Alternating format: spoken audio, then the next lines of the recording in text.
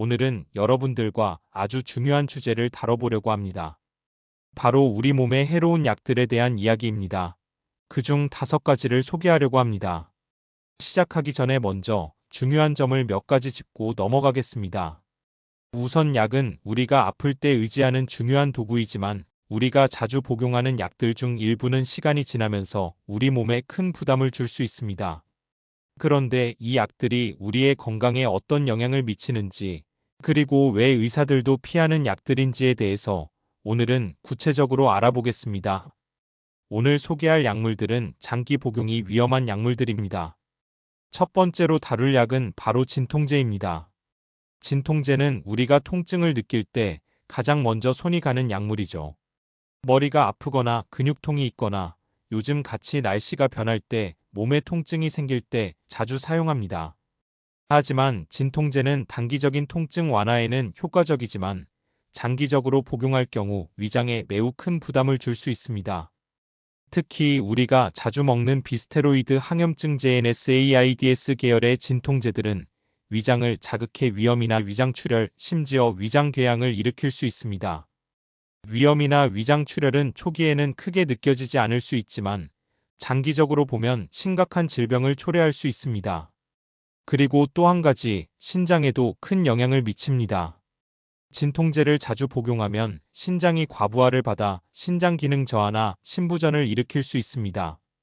결국 진통제를 자주 먹게 되면 우리가 원하는 통증 완화 이상의 큰 문제를 겪을 수 있다는 점을 꼭 기억해야 합니다. 그렇다면 어떻게 해야 할까요? 진통제를 자주 먹기보다는 예를 들어 찜질이나 가벼운 운동, 스트레칭이 통증 완화에 도움이 될 수 있습니다. 그리고 증상이 오래 지속된다면 전문가와 상담해 원인부터 제대로 파악하는 것이 중요합니다. 두 번째로 다룰 약은 콜레스테롤 저하 약물입니다. 콜레스테롤 수치를 관리하기 위해 많은 분들이 스타틴 계열 약물을 복용하고 있습니다. 스타틴은 콜레스테롤을 낮추는 데 중요한 역할을 합니다. 주로 심장병이나 뇌졸중 같은 심혈관 질환 예방을 위해 사용됩니다. 혈중 나쁜 콜레스테롤 LDL을 줄여서 혈관이 막히는 것을 방지하는 데 도움을 줍니다. 하지만 여기에도 큰 주의할 점이 있습니다.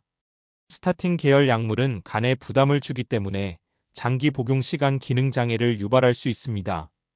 그리고 또 하나 근육통이 생기기도 합니다.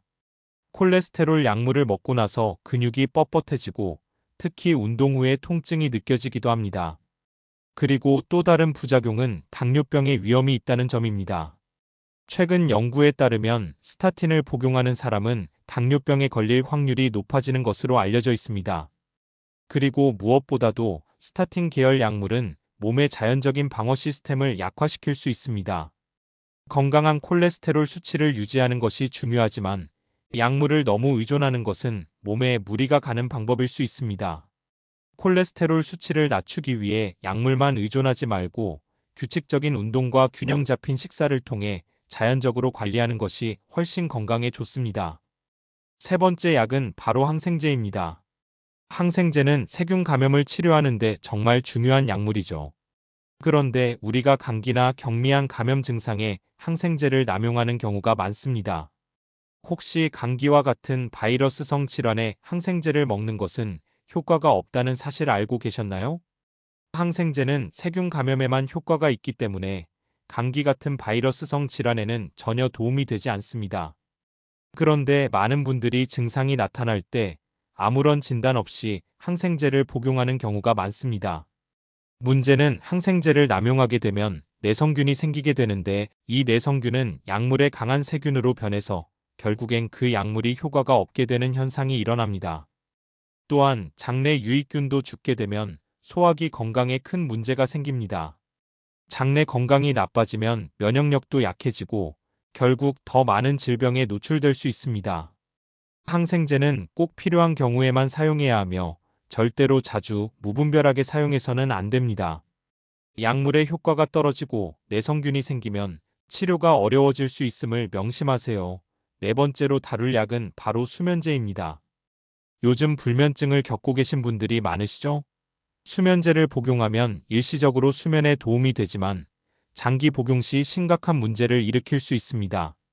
수면제를 장기간 복용하면 기억력 저하나 집중력 부족이 생길 수 있습니다. 특히 나이가 들수록 수면제를 자주 복용하면 치매나 낙상의 위험이 커질 수 있습니다. 또한 수면제를 먹고 자고 일어난 뒤에도 졸림이나 몸이 무겁고 나른한 상태가 지속되기도 합니다. 이런 상태가 계속되면 낙상 등의 사고를 일으킬 위험이 크게 증가해요. 수면제를 장기간 의존하기보다는 규칙적인 생활과 편안한 수면 환경을 만드는 것이 훨씬 건강에 좋습니다. 또한 스트레스 관리나 심리적 안정도 수면에 큰 영향을 미치기 때문에 자연적인 방법으로 수면 문제를 해결하는 것이 바람직합니다. 마지막으로 다룰 약은 바로 제산제입니다.